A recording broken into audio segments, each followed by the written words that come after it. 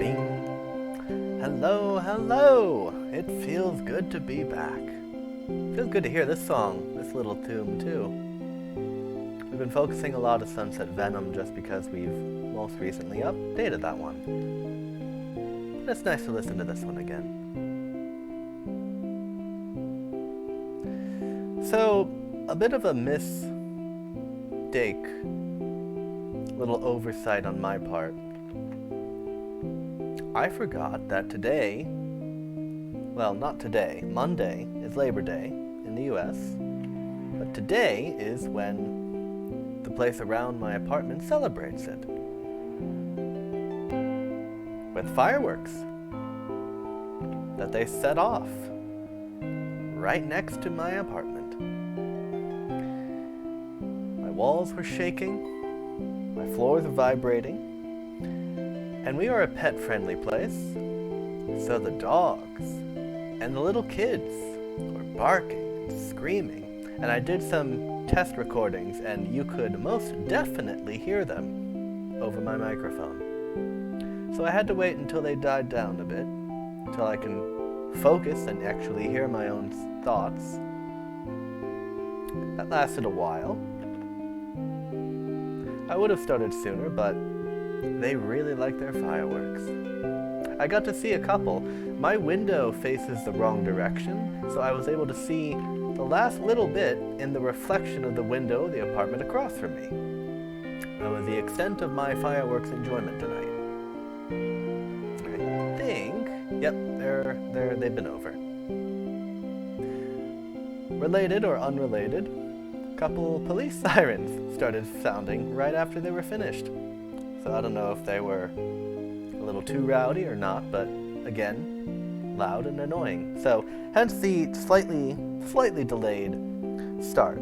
But why are we doing this at 9 instead of 1? Well, we've done 4 Twitch streams so far, and we have 4 left dedicated on Twitch before we start altering our pattern. Maybe going to YouTube, Twitch, back and forth, maybe once a month. Haven't decided yet.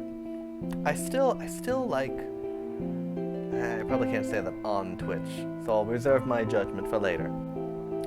But I realized that in the pursuit of being creator, you have to push yourself. And part of that pushing yourself is realizing things in your life related to your creation that you are becoming complacent in. Now, complacency itself is not bad. Far from it. Familiarity is a comfort, especially when you're doing other things that are new, other things that are unknown. But I realized the time of day that you stream, or that I stream, once we settled on our 1 to 3, in the beginning it was different, but once we settled on our 1 to 3, I was content to let it be that. And I figured, why commit myself to that all the time? Why not try streaming a different time? Maybe I'll be different. You know how some people are different at different times of the day. Some people are peppy and energetic when the sun is out, and slow, sluggish, and low energy when the moon rises. Some people are the complete opposite. They're night owls, nocturnal almost. And some people are anywhere in between. And the type of mood of the day can influence the kinds of things you may stream. Maybe if I'm feeling low energy, maybe during early mornings, I'm just waking up, or late at night, I might do a more chill, relaxed kind of discussion. Midday, full of energy, I might do something more exciting, something that requires more focus, like composing or animating or modeling. So the time of day can influence what I do. I just never tried it before. So I thought, why not? Why not try streaming at every 2-hour, many 2-hour chunks over the next few months and see, how am I? How do I stream? Early in the morning, around lunchtime, late at night, pre-dinner, post-dinner, nearing midnight. And I already can tell, within the first 5 minutes, I'm already learning things about myself. I've caught myself yawning like 5 times before the stream started, and I can tell this is not the time for high energy streams. Oh, make sure you have your water.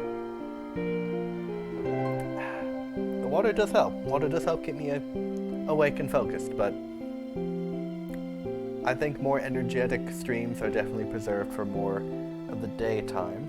Now I realize it is a Friday, and that's merely because my full-time job only lasts Monday through Thursday, but many other people are working or at school throughout most of the day on my stream day, so either late at night or even early afternoon they might be able to catch it, but that's where the flexibility comes in. I'll just keep trying a bunch of different stuff.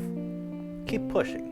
Keep figuring out if you are a streamer that is able to stream at any time of the day, or if there are some days that you just won't or don't want to stream. That'll come in handy, I imagine, particularly when you're trying to go for collaborations, especially other people in different time zones. Maybe in Europe, maybe in Asia, maybe halfway across the country, wherever country you're in. What times work best for you? Well, now you'll have personal experience on what times you prefer. So just a process of learning more about yourself as a creator, as a streamer, all different aspects that even maybe you didn't consider were things to take into account. Always pushing, always trying something new. That's how you learn, that's how you grow as a creator. And you can pass on those advice and lessons learned to some next generation or your friends. Okay, so we're going to jump into what we're actually going to be talking about today. Today is our first philosophy stream in a while, and I'm excited to get back to it. And I forgot how fast this dehydrates me.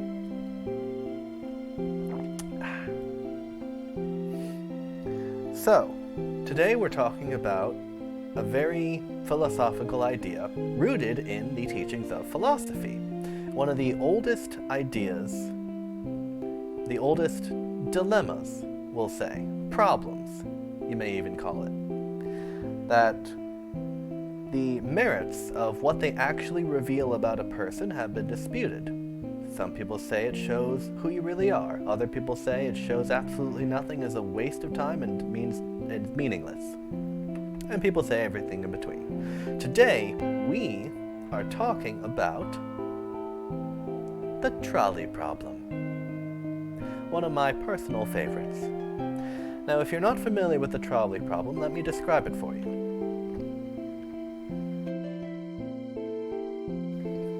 Excuse me. You'll have to forgive me if I go silent every few minutes or every so often. I had incredible food today, for lunch and for dinner. I'll tell you about it later. But the trolley problem goes like this. There's a trolley on a set of tracks, a set of straight tracks, and at some point in the tracks, it splits. In the old times, back in the wild, wild west, or whatever time period you want to call it, train tracks were not automated, they weren't controlled by computers. There was a person standing there at the point of the split with a lever. And if you push the lever one way, the trolley would continue straight along the track. But if you pull the lever, the tracks would switch to a different set, sometimes parallel, sometimes going a different direction. But the trolley would follow the alternate set of tracks. Now, in the trolley problem, along the straight track, after the switch point, after the juncture, I think that's the right word, juncture, there are 5 people, strangers to you, 5 people, tied down, unable to escape. And if the trolley continues down the straight track, it will definitely kill them. Their ability to survive the oncoming trolley is not in question. There is no chance of them escaping. There's no chance of them being cushioned by the bodies of the people in front of them. There's no, they will, without a doubt, perish if the trolley goes down their track. On the alternate set of tracks, there is one person tied down. Again, a stranger. But in order for the trolley to go down the alternate track, the lever must be pulled. You are standing close to the lever, and you are surrounded by bystanders, surrounded by people watching this high-speed trolley come careening down the tracks. You have about a half a second before it reaches a juncture.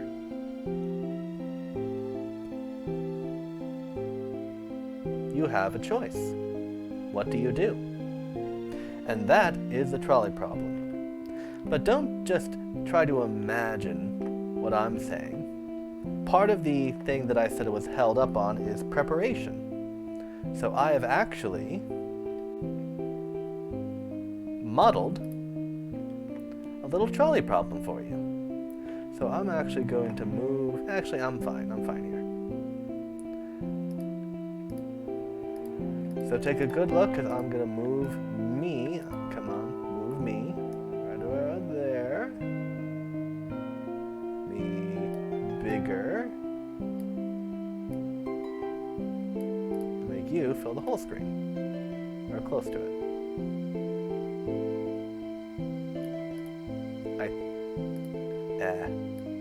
Move you up, move you up. Da-da-da. That looks good. I'm not in the way of anything, I don't think.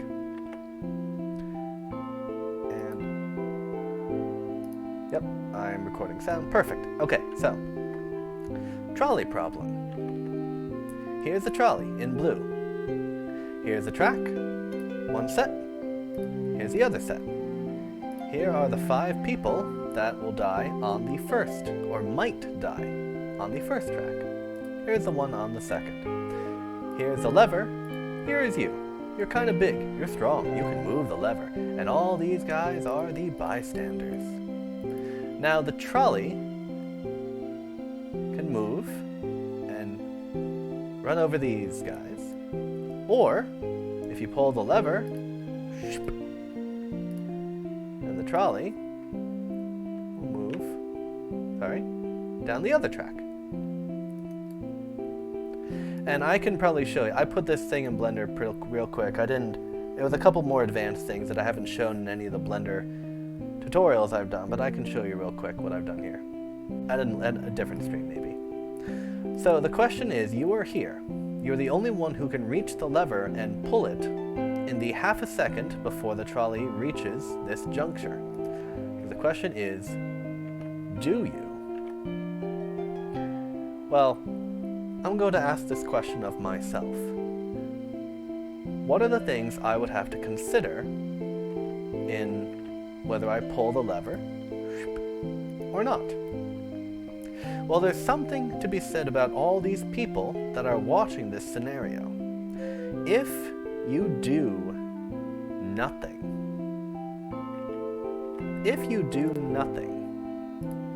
you are no different than anyone else in orange.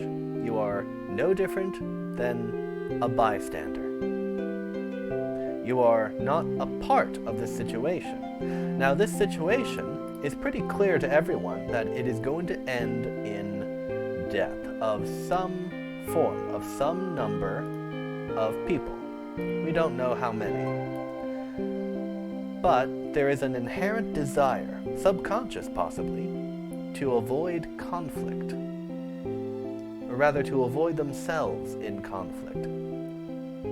And when you see a situation developing in front of you, there's a tendency, a desire to remove yourself from that situation. And if given a choice to deliberately involve yourself or not, you might decide not to. It might be more an instinctive decision. This is something called the Bystander Effect. If I do nothing, the trolley will careen down, but it will be seen as an accident. No one here in orange took any action. They were just bystanders. The person in pink, that'd be me, would be just like them, a bystander, not directly involved. If, however, I turn the lever, I save 5 people at the cost of 1. But since I took an action, I involve myself in the situation. Now, what are the 2 choices? 5 people die, or 1 person dies? Said a different way, I watch or I let 5 people die, or I kill 1 person. There's a difference there. But the difference could be enough to make the difference. In the bystander version, we'll call this the bystander outcome, you're just that, a bystander. In the condition where you turn the lever, you are no longer a bystander, you are a murderer. There's a difference.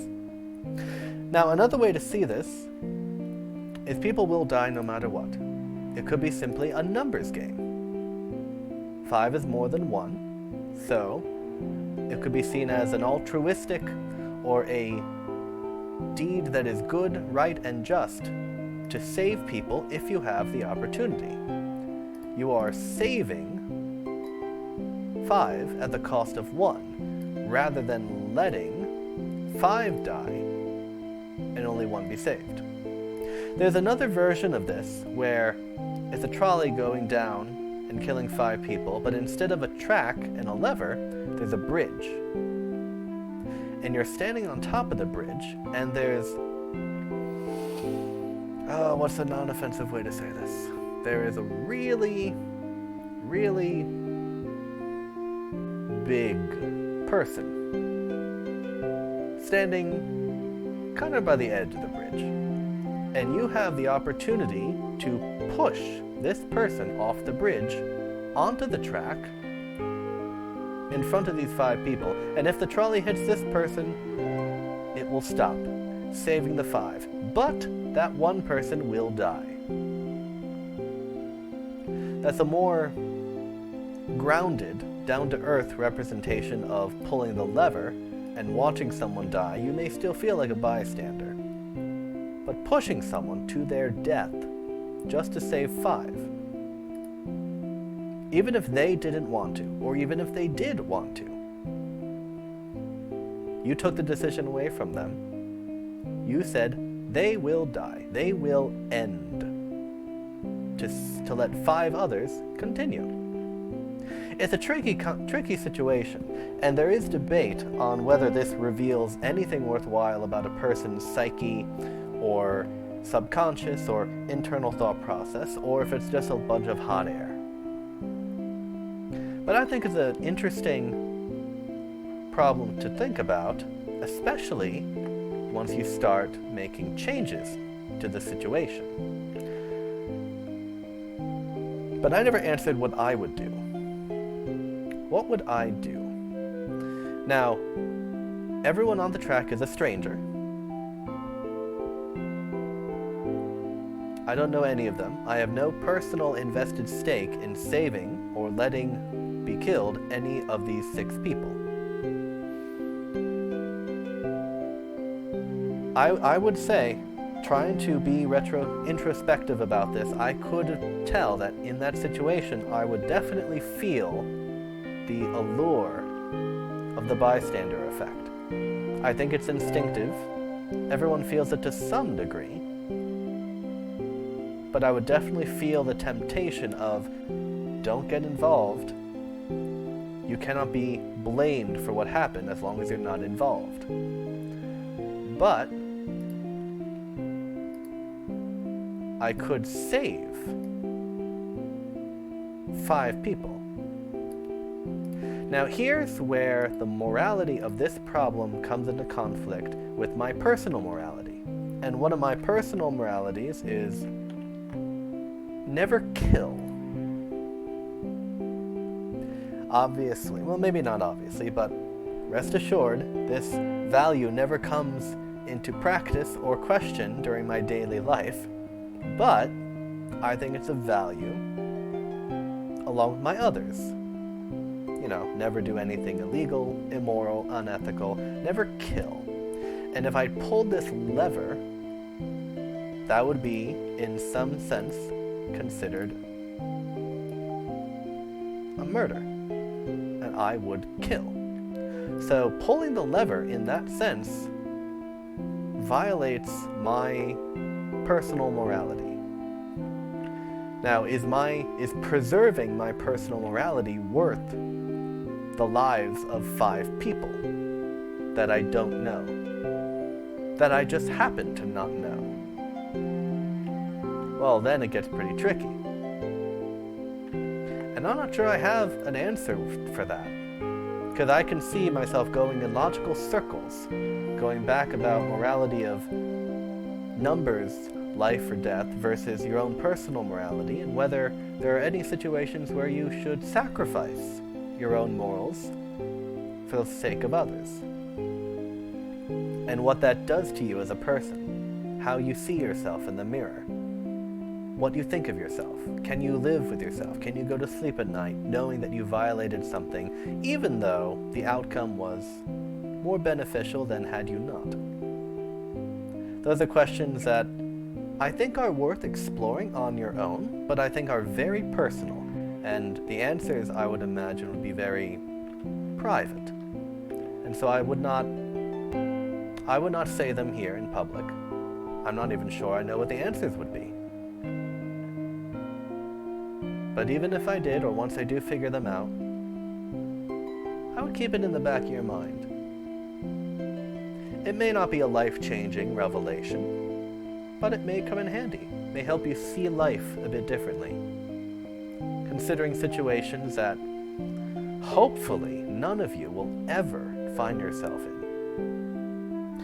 Now, earlier I mentioned I like this trolley problem because of some of the alterations you can make to the situation. I'm going to show you a couple. The first one is probably the most common switch out, the most common alteration. Notice that this person changed color, now to match me, which means that I personally know this person here. So now the question becomes, would I sacrifice someone I know and care about for the sake of killing 5? Well, tracing back to the original, saying that I wouldn't turn the lever because it violates my no killing rule, this only reinforces that decision. Well, actually, I shouldn't say reinforce. That's not the right phenomenon. I would say it is another factor, but it also makes me selfishly the instinctive need to preserve the self that is evolutionary within us and preserve things that are important to us is satisfied by protecting what is mine, my friend or my loved one or my someone in my life versus 5 that are not in my life. It's a very base instinct, and I know as humans we're taught in society to rise above our instincts. And that's what separates us from the rest of the animal kingdom. The idea of manners, and very few other animal species have a sense of manners. I think it was a Kingsman that had that quote. If I remember correctly, it was, "Manners maketh man." And I think I interpreted that, at least one of the interpretations, well, but basically this doesn't really change anything for me. Now, it may change something for you if you had decided in the original to not do anything. Or if you had to, no, I misspoke. If you decided to turn the lever in the original, this may reverse your decision. And now you start to think, well, of all the people you know, who would have to be here for you to turn the lever or not turn the lever? How much do you have to like the person before it affects your decision to pull the lever or not? And this is a very dangerous and delicate line of thinking that you have to be careful with, because now it can lead into, well, how do you judge the worth of a life to you? And how well does how much you like a person make them mean to you? Now again, this is all just hypothetical, it's all just thinking about it. If you're ever in this situation, again, the trolley's coming very fast, you have about a half a second to decide, so any decision you make is not going to be well thought out, you're not going to have time. More than likely, you're either going to freeze up in thought and just let the trolley pass by, or you're going to act instinctively, and if your instinct is to pull, then it's going to do that before you even realize what just happened. So hopefully none of you ever experience this in real life. But it's fun to think about. So this is the other alteration. I'm going to show you another one. And yes, I did make a Blender mock-up for all of these. I had considered building it on stream because I knew fairly well how to do it. But I got a bit carried away and I was excited and I just went ahead and did it myself. Making the person was fun. I'll zoom in on this after the discussion's over. So the other, other alteration is this. So before I explain what's happening here, I'm going to jump back to the original and rephrase this situation. Here, you're making the decision to sacrifice a stranger or not. Here, you are making a decision to sacrifice someone known to you or not. Here, you are trying to decide to sacrifice part of yourself or not. If you do nothing, the trolley will continue and kill 5 people. But if you turn the lever, the trolley will run over your legs and you will be legless for the rest of your life. So now you have a personal, very personal stake in whether you pull the lever or not. So now, do you value your legs, your entire lower body? Let's say no vital organs are affected. You will survive. It will be a very tough life, but you will survive. You'll just be legless, and 5 other people will be eternally grateful for your decision. But again, the instinctive need to protect and preserve the self is ingrained in our subconscious.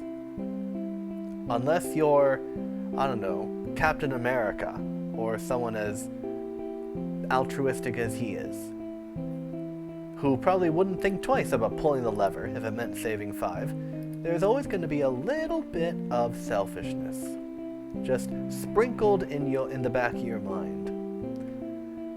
Now, I may be underestimating the goodness of the people out there listening, but that is, again, it's just a product of the life I've lived so far. And everyone's lives shapes them in different ways. So what would I do? Do I know what I would do here? Well, in here, it's different because there is an option for no death. Remember, you survive. So in this path, no one dies. So my don't kill anyone moral would not be violated by pulling the lever. Do I think, in the split second I have to decide, but having fully understood the situation and its consequences, would I pull the lever?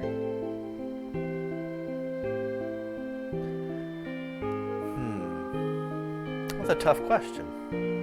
It's a tough question. Would the little consciousness speak up fast enough for me to do anything. I'm not trying to sound good or like a great person here, but I think I would pull the lever. I think I might, because I know, let's say that I know ahead of time that I will survive.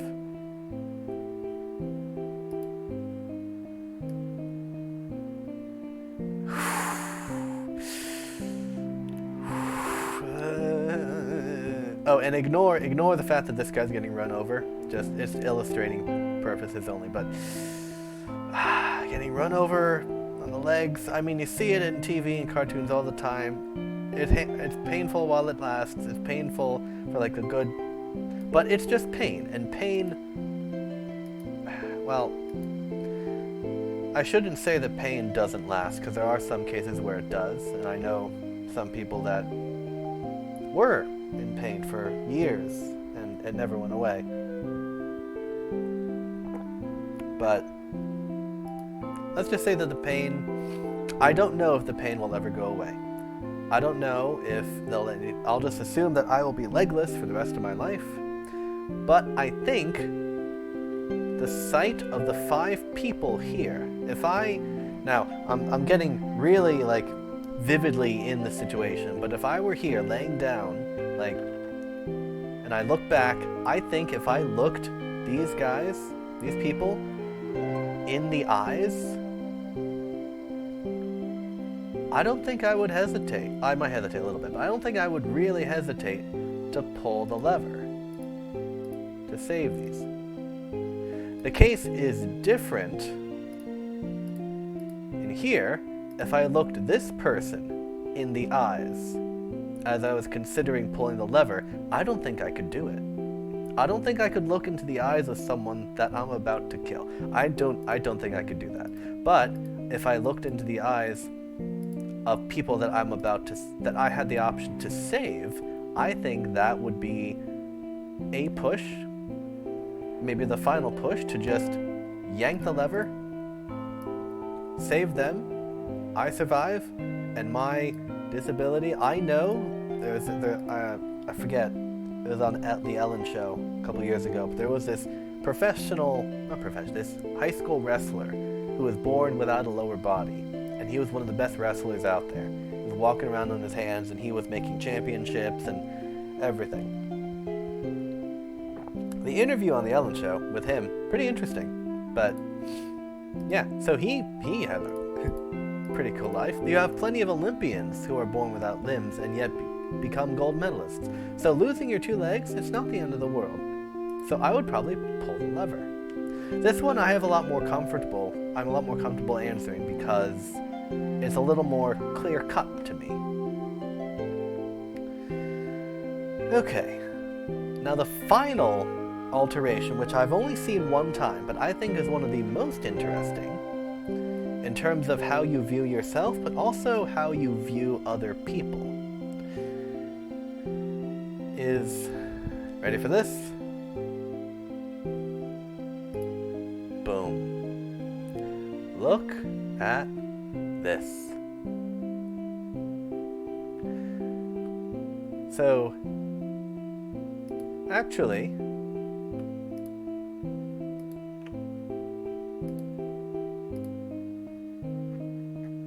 I should do that.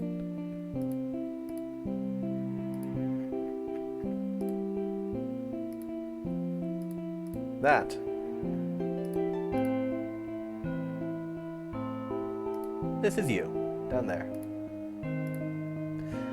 So you're here, and it's the exact same trolley problem we just looked at as the original. 5 people here, 1 person there.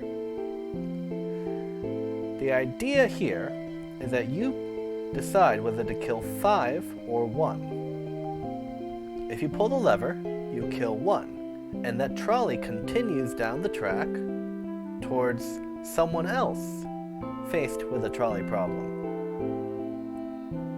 So now, you have to guess, based on your understanding of humanity, what they might do. If they don't pull the lever, they kill 5. Plus the one that you killed, that's 6 people die. but then the trolley problem ends. If they pull the lever, they kill 1, total of 2 fatalities.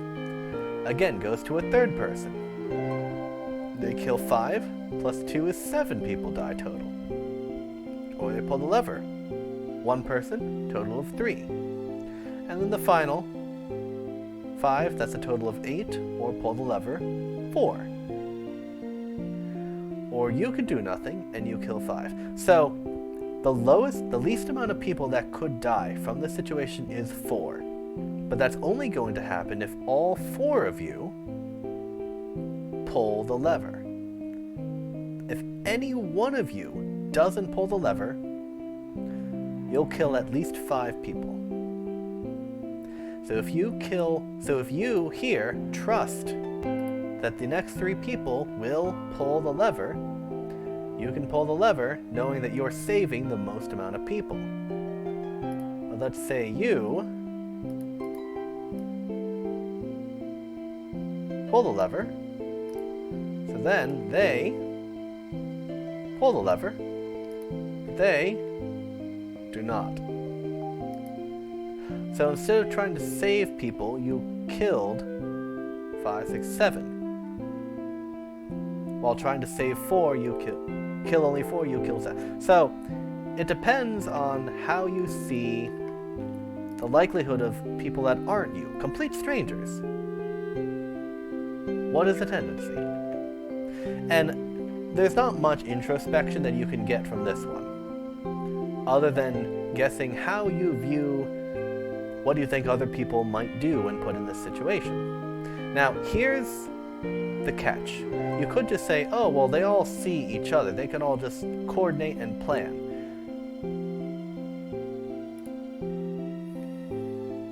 There's either a long distance, or there's a tunnel, or there's a wall, or something. So no one else knows that there's a trolley problem ahead of them or behind them, except for you. Somehow you see the entire thing. They only see themselves. So you can't coordinate, you can't persuade, you can't communicate with any of them. No one can communicate with anyone. Bystanders, lever pullers, trolleys, they're all independent. Except you can see everything. So now you have to guess, what will people do? What will strangers? If you put strangers' lives in the hands of another stranger in this situation, how would you guess they would decide? I think this shows your understanding or your beliefs towards the goodness or selfishness of humanity or people in general.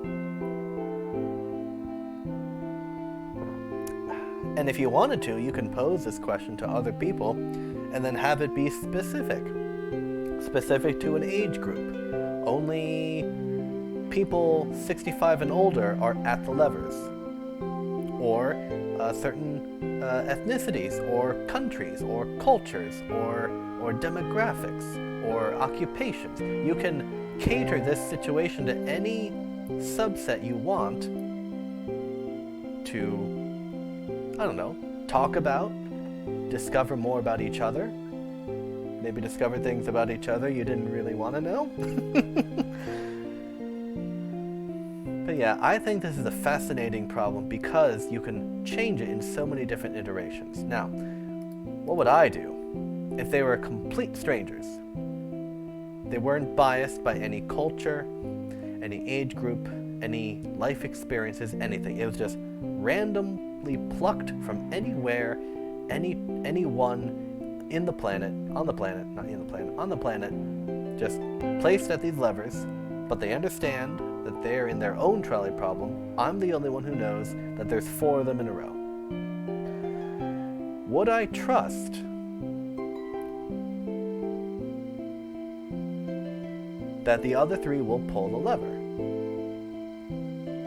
Well, I'm not really the right person to be put there, because like I said, I don't kill, so I won't actively end someone's life. Now here's where that kind of has a compounding effect. If I were, say, here, and some stranger were there, and they saw everything, and they guessed we would all be altruistic and save the least number of people, they might be wrong. Again, this is a very interesting and very revealing topic for discussion. So, that is the trolley problem. Introduce you to the basic concept, and there's different variations. Instead of a split track, like I said, there could be a drawbridge, or like a walk bridge. What do you call it? I think it's just a bridge. It's a bridge. A bridge with another person that you can push in front of the trolley. You can have different parts of you. There was one where I think I saw a drawing of it where it wasn't the legs, it was a very sensitive part of the male physique that would be completely demolished by the trolley. Being who and what I am, I would say that would definitely make the question a bit more difficult to answer.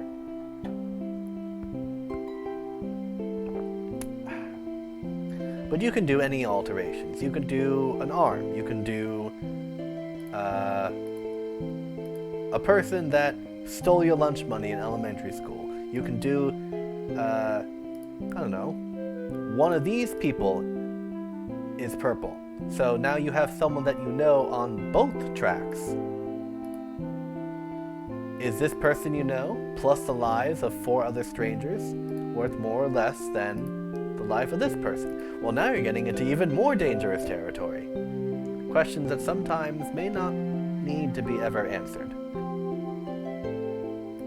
And there's always a saying, it never hurts to ask the question. Certain permutations of this trolley problem may throw that into doubt. But again, I can only speak from my experience and my own opinions. But I think this is a fascinating thing to have like a late night fireside conversation. If everyone already knows the situation, just spew out different ideas. I wouldn't recommend answering this question while drunk. I would not. I have never been drunk, but I have been around drunks, and I would not recommend either asking them or taking any value in their answers if they are drunk. Just saying.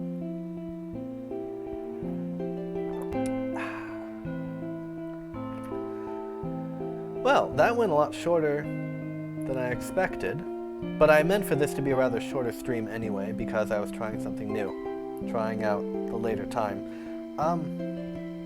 I noticed that when I was kind of preparing, I didn't have my headphones on. I have my headphones on right now, and I could hear my voice a lot more accurately as it echoes through my room. And at night, when it's dark and it's quiet, even on before the fireworks started going off, I sounded loud. And it being so late at night, I felt like I had to be quieter. But now I'm just listening to the background music. I'm talking probably just as loud as I would during a normal stream. So my neighbors might be annoyed, but they also might be out celebrating Friday night. Who knows?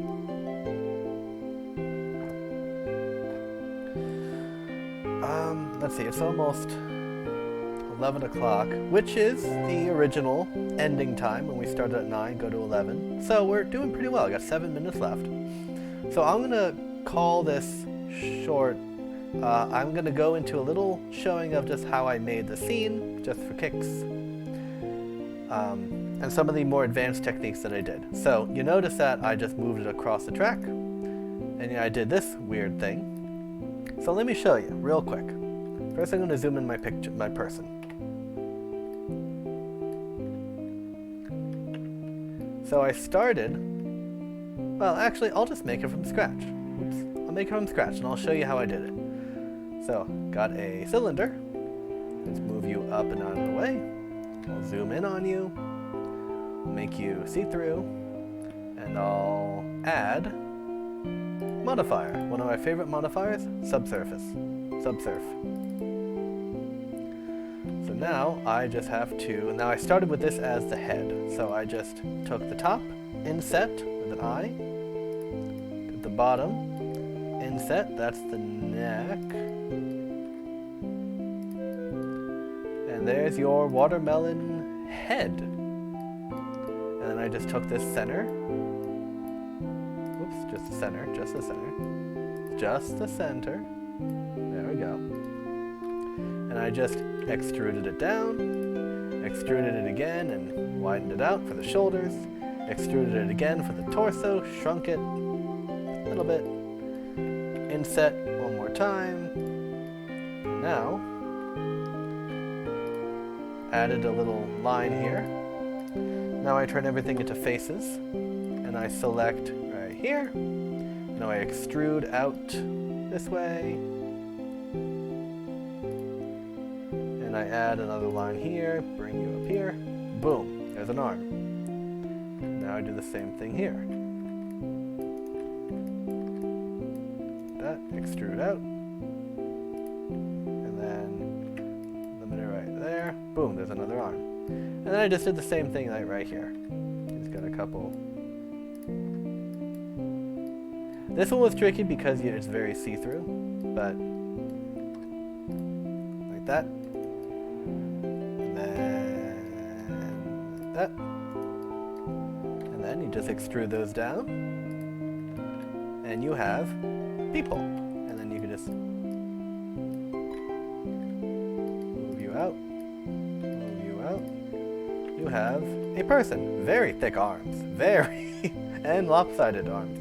But I took a little more care when making the person. And you got a very strange neck. But that's basically how I made the person. Looks weird from the side, but there's my person.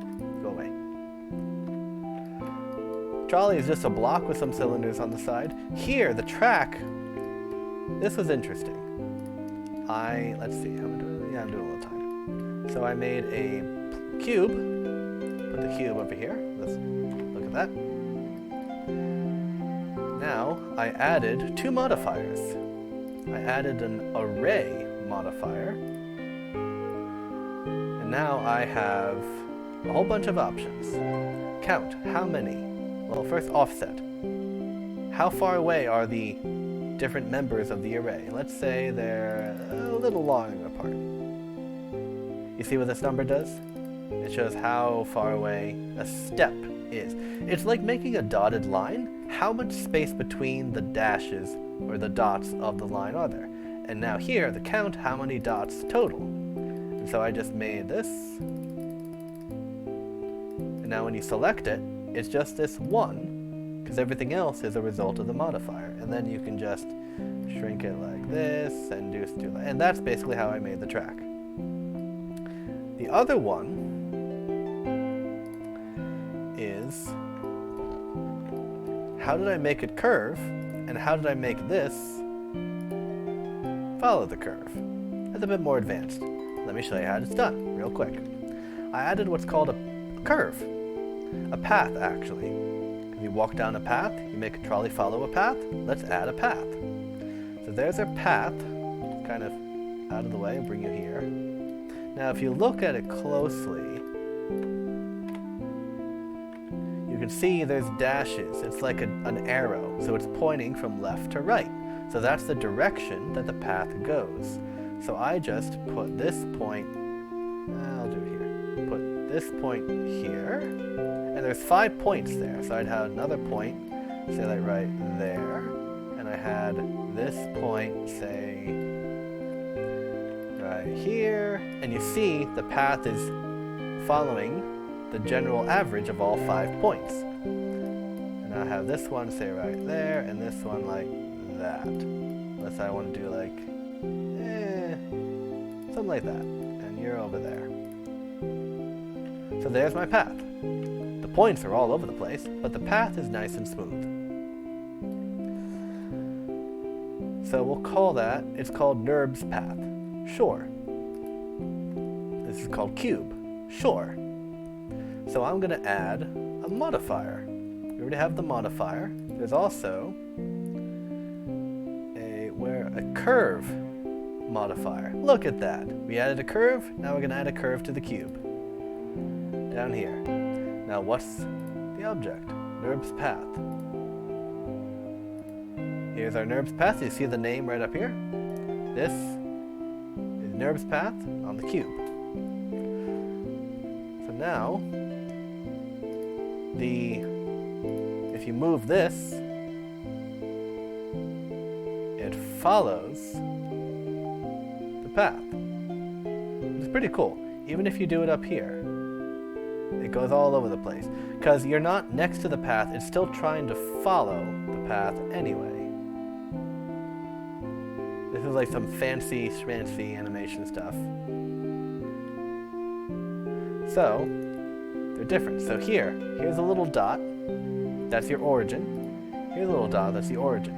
So, little trick, I've selected the curve, I'm going to snap my cursor to what's selected. There's my cursor. Now, I snap the selected to the cursor. See what it did there? Let's try again. Here's my selection. I'm going to snap the cursor, which is this thing, to the selected. Now the cursor is over the origin. To make the origins match, I snap this selected to the cursor. And now I can just increase the count until it follows the path. Or I can decrease the count, or drag, and just increase the space in between. And that is how I made the curved path. Now if I want to add, let's say, a sphere, let's say you're added up there, make it big, I want to say, I want this sphere to follow this path.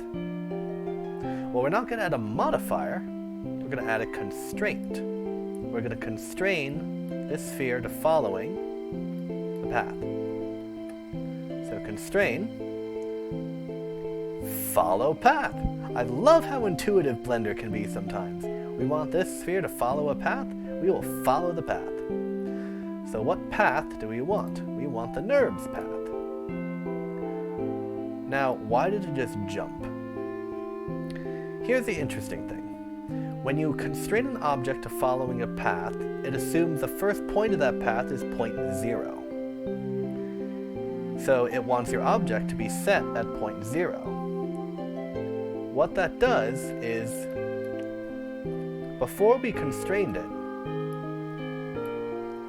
the object was at negative 37x, 54y, and 100z.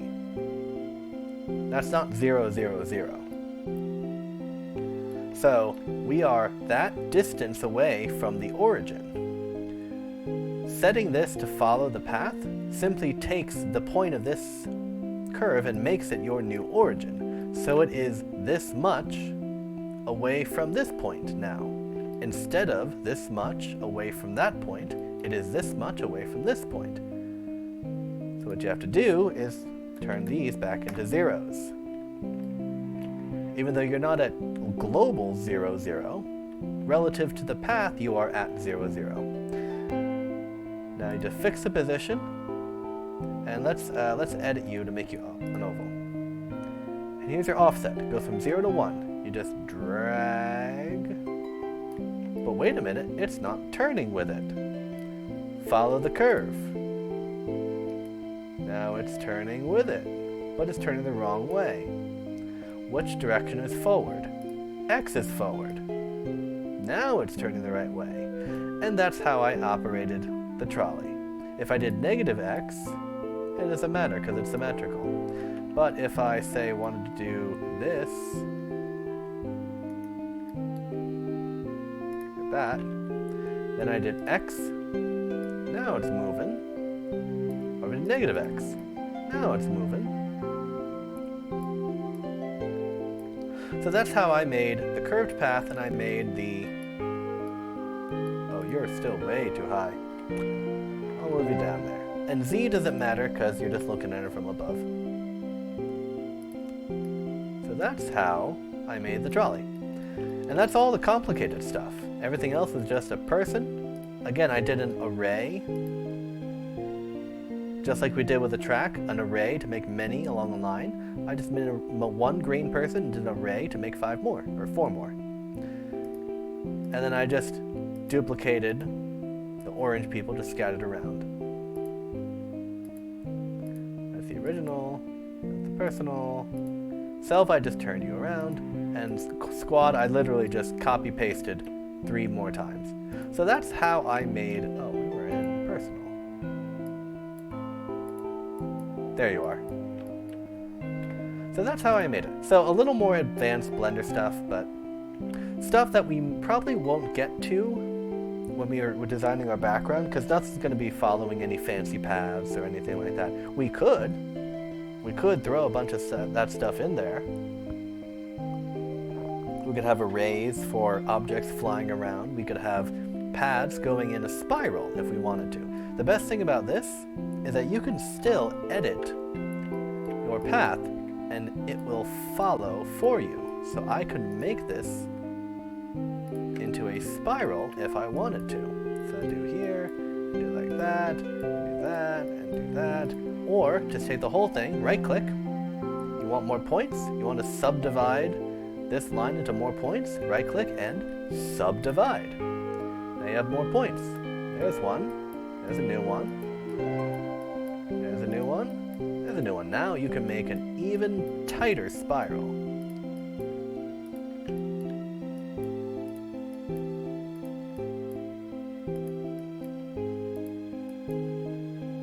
Let's do you. Let's try to start. I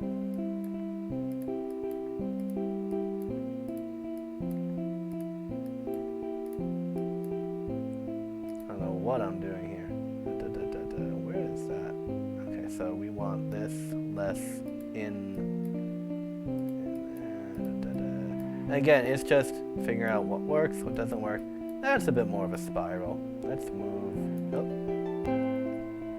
And if you need to add more, just select a line like you, and subdivide to get a new point, and just move it out there.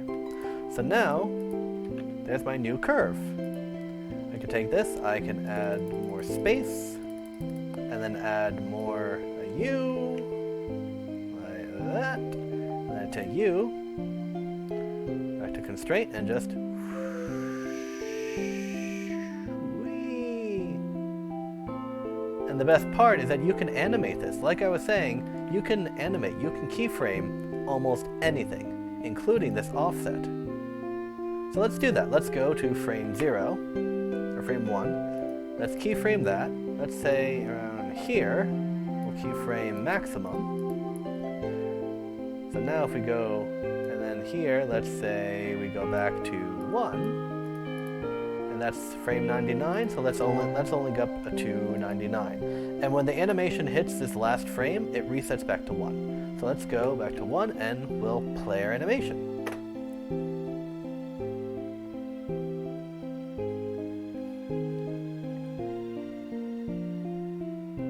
I can make this 100 because it pauses. Actually, no, 98. There we go. So it just bunk. Now it goes bunk, and it goes bunk, and it goes bunk.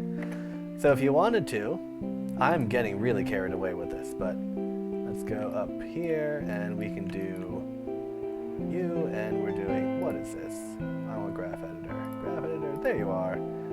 Here we are. Okay. So now I can actually move this to the center. Let's say, boom. So now you see how it's all sudden. It just goes whoopee, whoopee. So if I wanted to, I could. Oh, where are you? Smooth it out. So now it should get faster in the middle and slower on the edges. Now I can shrink that a bit.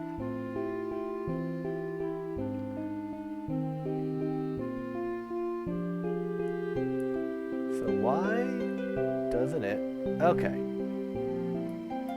So if I did that instead. Again, I'm not sure what'll work. I'm just trying different things. Maybe that works. Look at that. I could do this too. I have no idea what that's going to do. No effect. But yeah, you can do all these sorts of things. They're so cool. So many things you can do. And you can also, let's say, go here, frame 1. Let's keyframe your scale. And at frame 199, we will also keyframe scale.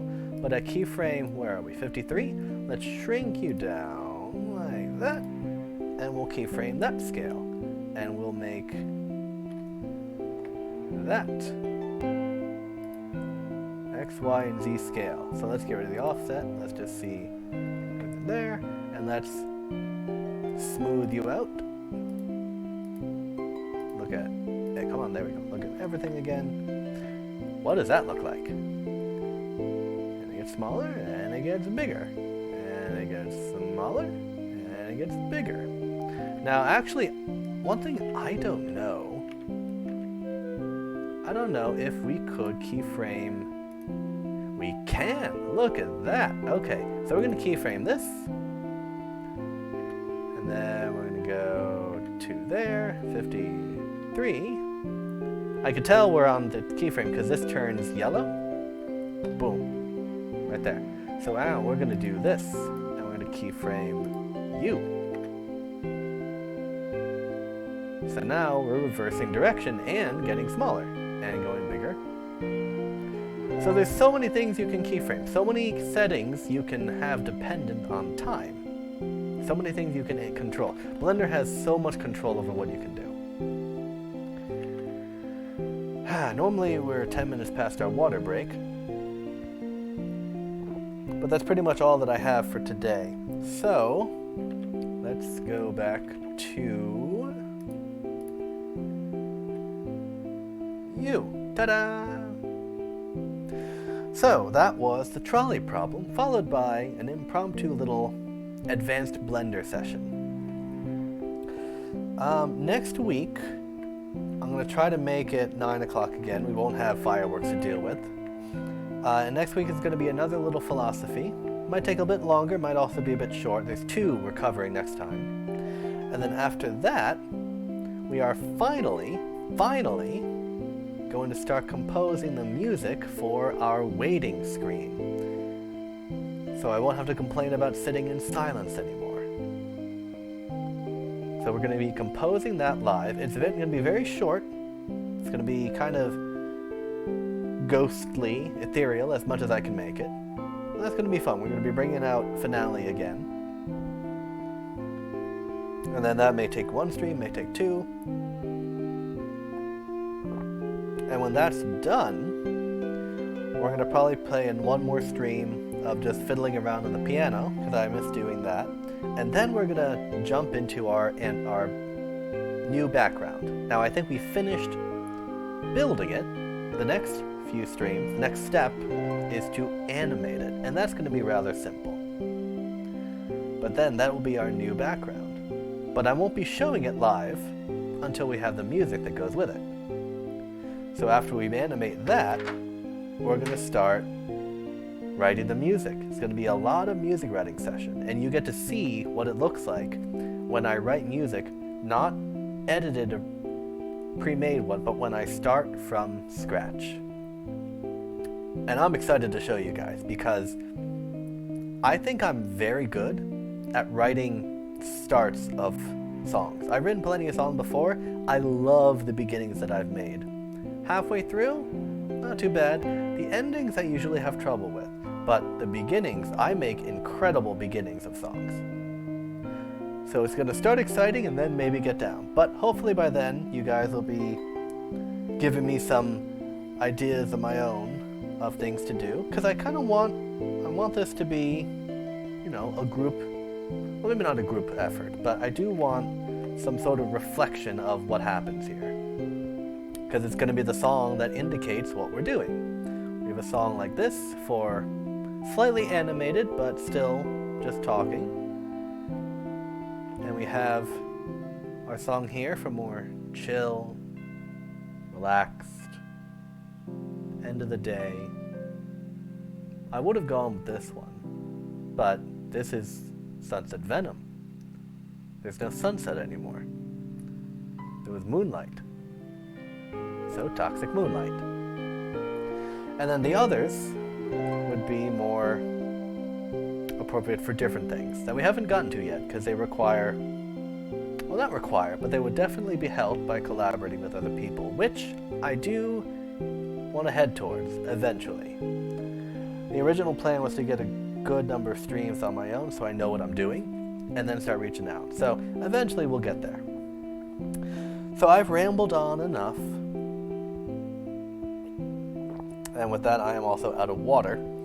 So I'm going to call the stream. I'm going to end the stream here. So thank you for accommodating my adjusted time.